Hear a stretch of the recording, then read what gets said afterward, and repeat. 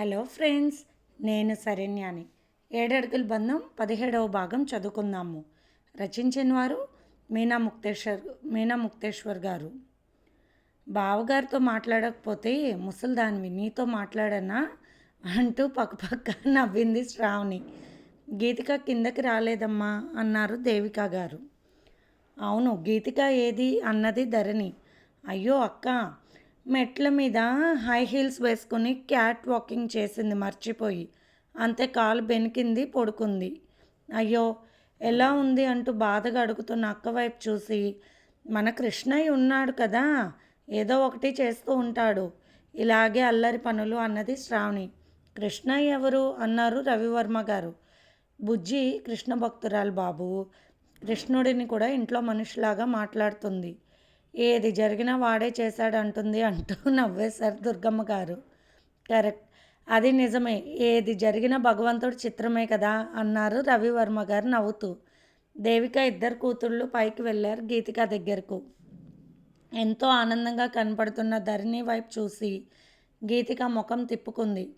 గీతిక కాలు ఎలా ఉంది అని అడిగింది ధరణి. చాలా నొప్పిగా ఉంది, ట్యాబ్లెట్ వేసి మంచినీళ్ళు కూడా ఇవ్వకుండా వెళ్ళావే అంటూ శ్రావణి వైపు కోపంగా చూసింది గీతిక.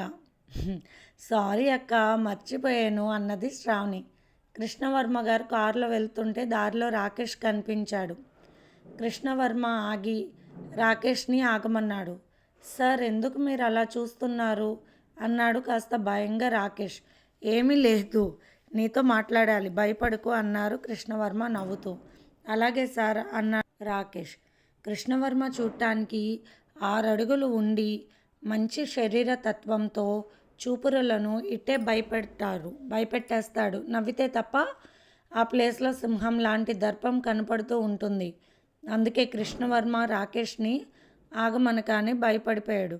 చెప్పు, నీ పేరేంటని నవ్వుతూ అడిగాడు కృష్ణవర్మ. నా పేరు రాకేష్ సార్ అన్నాడు రాకేష్ ఒక రకంగా. నాకెందుకో నువ్వు ఇబ్బంది పడుతున్నట్టు కనిపించావు 2 సార్లు. ఒకటి కనకదుర్గమ్మ అమ్మవారి గుడి దగ్గర, 2 ఇందాకడ మనం కలిసినప్పుడు. మీ సమస్య ఏమిటి కరెక్ట్గా చెప్పండి, ఉన్నది ఉన్నట్టు చెబితే చాలా మంచిది అన్నాడు కనపడని గాంభీర్యంతో కృష్ణవర్మ. సార్, మీ దగ్గర అబద్ధం ఎందుకు అంటూ గీతికాకు తనకున్న పరిచయాన్ని చెప్పాడు. సార్, నేను మధ్యతరగతి కుటుంబం వాడినని ముందే తెలుసు గీతికాకు. ఏదో ఇప్పుడు వాళ్ళ బావగారు హోదాని చూసి మారిపోయిందేమో నా పట్ల తన అభిప్రాయం తెలియదు కానీ చాలా కేర్లెస్గా ఉంటుంది సార్. అంతకుముందు ప్రతిరోజు ఫోన్లు ఎన్నో ఊసులు మాట్లాడుకునే వాళ్ళం, ఇంతలో ఇలా అయ్యింది. అదే నా మనసులో బాధగా అనిపించి ఆ రోజు గుడి దగ్గరకు వచ్చాను. నేను పరాభవం చెందాను, మీరందరూ గొప్ప గొప్ప వాళ్ళు, కానీ నా మనసులో ఉన్న ప్రేమ వదులుకోలేకపోతున్నానని చెబుతున్నా రాకేష్ని చూసి చెడ్డవాడు మాత్రం కాదు అనుకున్నాడు కృష్ణవర్మ. నువ్వు అసలు ఏం మాట్లాడతావు ఫోన్ చేసి అంటూ నవ్వుతూ అడిగాడు కృష్ణవర్మ. సందేహంగా భయంగా చూస్తున్న రాకేష్ని చూసి, నేను ప్రేమలో పడ్డాను, అందుకు ఏం మాట్లాడాలో సీనియర్లు కదా నేర్చుకుందామని అంటూ నవ్వేశాడు. రాకేష్ ఒకలాగా చూస్తూ ఉంటే, నేను ప్రేమించకూడదా ఏంటి అన్నాడు కృష్ణవర్మ నవ్వుతూ. రాకేష్కి కృష్ణవర్మని చూస్తూ తను ఊహించుకుని పడ్డ భయం మొత్తం పోయింది. సరదాగా నవ్వుతూ మాట్లాడేస్తున్నాడు. మరి నిన్న శ్రావణి స్కూటీ ఎందుకు పట్టుకున్నావు అన్నాడు కృష్ణవర్మ. మామూలుగా వాళ్ళ అక్క మీద కోపంతో పట్టుకున్నాను, కానీ పాపం శ్రావణి చాలా మంచి అమ్మాయి, భయపడిపోయింది. అదే మీకు ఒక అక్క కానీ చెల్లి కానీ ఉంటే ఇలా చేస్తారా, ఇంత చిన్న పిల్లని భయపెడతారా అనేసరికి నాకు కళ్ళంటా నీళ్ళు వచ్చాయి సార్. గీతిక లాంటిది కాదు సార్ ఆ పాపం అమ్మాయి. పైగా ఒకవేళ మీరు నా చిన్న బావగారు అయితే ఆ తర్వాత మన ఇద్దరికి ఇది చెప్పుకోవడానికి బాగోదు కదా అని కూడా అమాయకంగా భయపడుతూ అన్నది సార్ అన్నాడు రాకేష్. కృష్ణవర్మ సరే పక్కపక్క నవ్వేశాడు. అవును, ఆ అమ్మాయి చాలా అమాయకురాలు, ఆ అమ్మాయి సంగతి నేను చూసుకుంటానులే, నేను డాక్టర్ని కదా, టెస్ట్ చేసి తెలుసుకున్నాను కొన్ని విషయాలు అన్నాడు నవ్వుతూ కృష్ణవర్మ. అర్థమైంది సార్, మీరు కూడా అమాయకమైన ఆ అమ్మాయిని ప్రేమిస్తున్నారు కదూ, పాపం చాలా జాగ్రత్తగా చూసుకోండి సార్, మంచి పిల్ల అన్నాడు రాకేష్. ఓరి పిచ్చోడా, నువ్వెదురు తిరిగినట్లయితే నిన్ను నిరగదీసేది, మామూలు పిల్ల కాదు, దుర్గమ్మ గారి మనవరాలు అనుకున్నాడు నవ్వుతూ కృష్ణవర్మ. రాకేష్ గీతికతో ఫోన్లో మాట్లాడుకునే మాటలు కొన్ని చెప్పాడు. రాకేష్, ఎంత పిచ్చివాడికిరా నువ్వు, ఎంతసేపు ఆమెను పొగడమే సరిపోయింది నీకు ఫోన్లో, నీ పే నీ ప్రేమ గురించి కరెక్ట్‌గా ఏమీ చెప్పలేకపోయావు. ఆ అమ్మాయి మాట్లాడింది తనని మెచ్చుకుంటున్నావని ఇష్టంతో. అంతేగాని మరి ఇంకేమీ కాదు. నిజమైన ప్రేమ కలిగితే ఆ మనసులో వారి రూపం ఫిక్స్ అయిపోతుంది. వేరే వాళ్ళ వైపు అస్సలు చూడలేరు. ఎలాంటి వాళ్ళైనా కూడా అటువైపు నుండి అలా ఏమీ నాకు కనిపించలేదు. మరి నువ్వు చెప్పేదాన్ని బట్టి అన్నాడు కృష్ణవర్మ. ఏం చేస్తాం సార్, ఇంజినీరింగ్ పూర్తి చేశాను. ఎంటెక్ చదవాలన్నా మా దగ్గర ఏమీ లేవు. ఇక నాకు బాధ్యతలు ఉన్నాయి. మా అమ్మని నా చెల్లిని నేను జాగ్రత్తగా చూసుకోవాలి. పార్ట్ టైం జాబ్ చేస్తూ ఎలాగోలా చేస్తున్నా. అమ్మ కూడా పాపం బట్టల కొట్లో పనిచేస్తుంది సార్ అంటూ బాధగా చెప్పాడు రాకేష్. ఇన్ని సమస్యలు పెట్టుకుని నువ్వెందుకు ఆమెను ప్రేమించావంటూ నవ్వేశాడు కృష్ణవర్మ. ప్రేమకు ఇవన్నీ అడ్డు వస్తాయంటారా సార్ అంటూ నవ్వేశాడు రాకేష్. వెరీ గుడ్, నువ్వు చెప్పింది 100% కరెక్ట్. అన్నీ చూసుకుని పుట్టేది ప్రేమ కాదు. మరి నువ్వు నీ గర్ల్ ఫ్రెండ్కి నచ్చేలా మీ ఇంటిని తీర్చిదిద్దుకునేలాగా తయారవ్వాలి. అందుకు నేను ఒక బ్రదర్ లాగా నీకు హెల్ప్ చేస్తాను. తప్పకుండా నన్ను ఫోన్ చేసి కలవంటూ తన విజిటింగ్ కార్డు ఇచ్చారు కృష్ణవర్మ. సార్ అన్నాడు సంతోషపడిపోతూ రాకేష్. Thank you sir. లేదు, నన్ను కృష్ణ అని పిలువు చాలు అన్నాడు కృష్ణవర్మ నవ్వుతూ. కారులో బయలుదేరిన కృష్ణ మనసులో ఎందరికో ఎన్నో సహాయాలు చేస్తున్నాను. ఈసారి ఒక ప్రేమికుడి ప్రేమను గెలిపిద్దాం అంతేగా కృష్ణ అంటూ భగవంతుణ్ణి అనుకున్నాడు కృష్ణవర్మ. అల్లరి పిల్ల శ్రావణిని బాగా ఆటలు పట్టించాలి. అమ్మో, నాటకాలు ఆడుతుంది. చిన్నపిల్లవా, ఏమీ తెలియదా? తెలిసేటట్టు నేను చేస్తాగా అని శ్రావణిని తలుచుకుంటూ నవ్వుతూ హాస్పిటల్కి వెళ్ళిపోయాడు కృష్ణవర్మ. సాయంత్రం 5 అయ్యింది. జరిగే కార్యక్రమాలకు రెడీ చేశారు. అనురాధ దంపతులు మాత్రం వచ్చారు. ఉదయన్కు బాగోలేదు, అందువల్లే రాలేకపోయారు అన్నది అనురాధ. రండమ్మ అంటూ దేవిక గారు అందరినీ గౌరవంగా ఆహ్వానించారు. పేరెంటాలు మొత్తం వచ్చారు. హాల్లో మంచం వేశారు. ఆ మంచాన్ని పూలతో ఎంతో అందంగా డెకరేట్ చేశారు. కొత్త జంటను ఎదురెదురుగా కూర్చోబెట్టారు.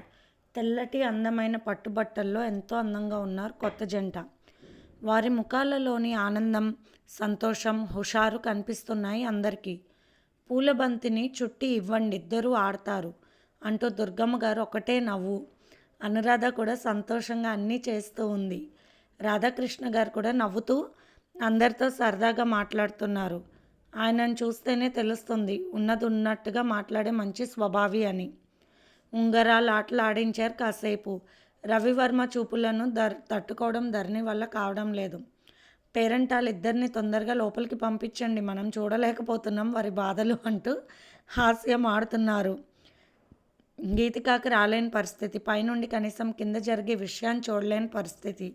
శ్రావణికి దూరంగా ఉండాలి ఇలాంటి విషయాల్లో అంటూ ముందే చెప్పారు. హుషారెత్తించే ఉయ్యూరు నాట్య మయూరీలు వచ్చి కార్యక్రమానికి మరింత హుషారు కలిగించారు. అందమైన వారి డ్యాన్సులు, వారికి అనుకూలమైన పాటలు పెట్టుకుని వేస్తున్నారు. చక్కటి రసరమ్యమైన పాటలు. వారిని చూస్తూ శ్రావణి కృష్ణుడి చుట్టూ అందంగా తిరుగుతూ డ్యాన్సులు వేస్తూ ఆనందపడిపోయింది.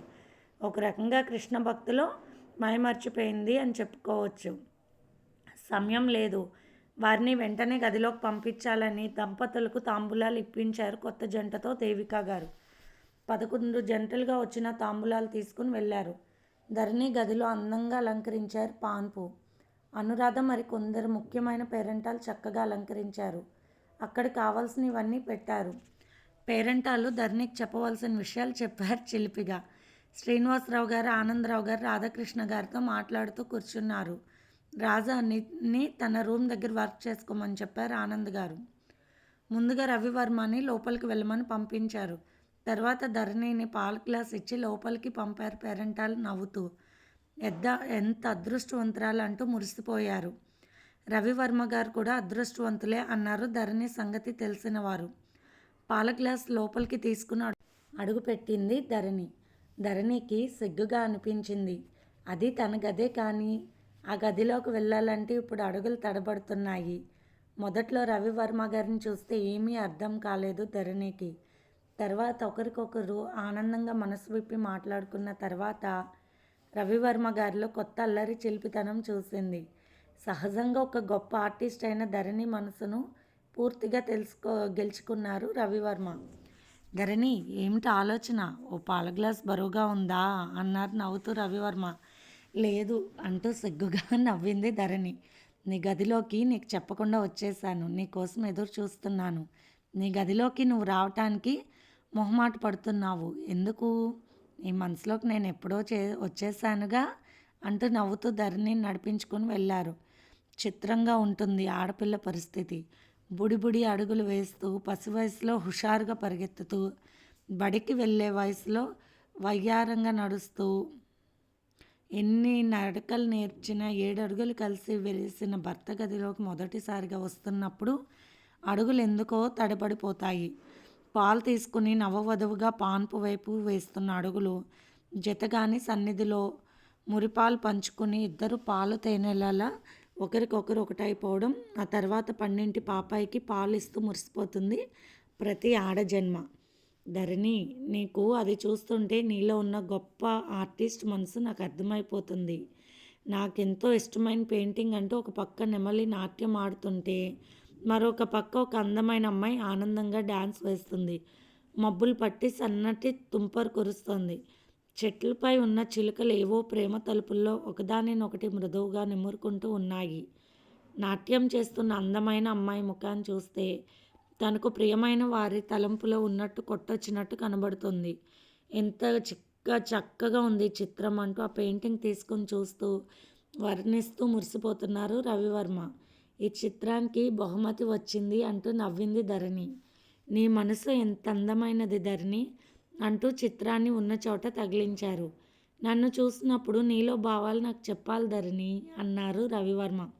సిగ్గుపడి తల వంచుకుంది ధరణి. చెప్పు అంటూ నవ్వేశారు మళ్ళీ రవివర్మ. మిమ్మల్ని చూడగానే మీరు రాజకుమారుల్లా ఉన్నారు. నేను నచ్చుతానా అనుకున్నాను అన్నది ధరణి నవ్వుతూ. కానీ ఎందుకనో మీరు నా మనసులో ముద్రించుకుని పోయారు. పెళ్లి చూపుల్లో నన్ను చూసి ఈ విషయం తర్వాత చెబుతానని మీరు వెళ్ళిపోయాక నేను ఒకంత నిరాశ పడిపోయాను. మీ నుండి మంచి సమాధానం వచ్చేసరికి ఎంతో సంతోషపడ్డాను. కానీ మీ ముఖంలో ఉన్న మౌనం నాకు అర్థం కాలేదు. మొదట భయపడ్డాను. మీ అమ్మగారిని చూస్తే అటువంటి తల్లి పెంచిన పెంపకంలో మీ ప్రవర్తన ఖచ్చితంగా బాగుంటుందని మాత్రం అనుకున్నాను. తర్వాత మీ మనసు తెలుసుకుని ఆనందపడ్డాను. మీరు నన్ను ప్రేమించారన్న విషయం తెలిసి నేను పడ్డ ఆనందం అంతా ఇంత కాదు అని చెబుతూ ఉంది ధరణి. మనిషి అందం అనేది చూపులకు కనిపించేది మాత్రమే కాదు ధరణి. నడక, మాట, మంచితనం, ఒక విషయాన్ని చక్కగా అవగాహన చేసుకునే విధానం. తెలియకుండా అనవసరంగా ఏవేవో ఊహించేసుకునే తత్వం కాకపోవడం చాలా మంచి విషయం. అన్ని మంచి పద్ధతుల కల్లా మంచి మనసున్న అమ్మాయివి నువ్వు. నువ్వు నా భార్య కావడం నా అదృష్టం అంటూ నవ్వాడు రవివర్మ. అవును, మనం హోటల్లో అనుకున్న విషయాన్ని నువ్వు నిజంగా మనసులో అనుకున్న విషయం చెప్పు అన్నారు రవివర్మ. తప్పకుండా చెప్తాను ఈరోజే అన్నది ధరణి. ప్రస్తుతానికి నాకు అలా ఉండాలని ఉంది అన్నారు రవివర్మ అక్కడ ఒక్క చిత్రాన్ని చూపిస్తూ. ఎంతైనా ఒక ఆర్టిస్ట్ కదా, ఆ రకంగానే చెప్పారు తన కోరిక.